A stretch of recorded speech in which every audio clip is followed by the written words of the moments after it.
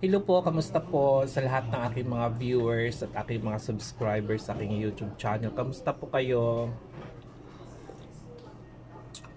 Aftermath or pagkatapos po ng Bagyong Pipito, kamusta po kayo? Kung saan man kayong probinsya na naabot sa aking YouTube channel, mag-comment down below po kayo kung kayo po ba ay na tawag nito na damage ng Bagyong Pipito at anong probinsya po kayo, or alam niyo po ba na ang probinsya niyo po ay nakadeclare ng state of calamity.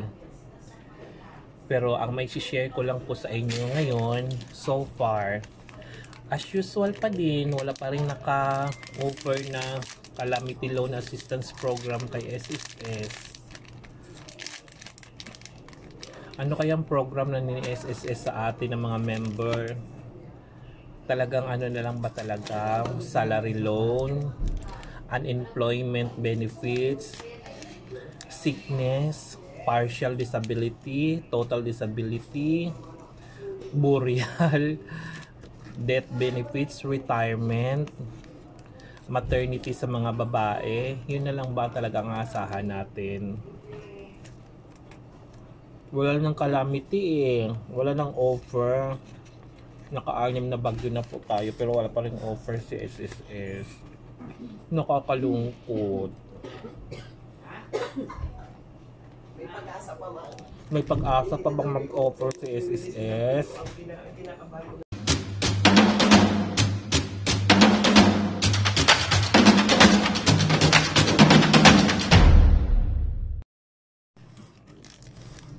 Kaya mag-comment down below kayo kung taga saan po kayo ha. Para pag may offer sa SSS na Calamity Loan Assistance Program, doon na lang ako magpi-paste or magko-comment sa mga ano nyo, sa mga comments nyo na din ha, para mabilis yung pag ano ko sa inyo, pag-share ko po sa inyo.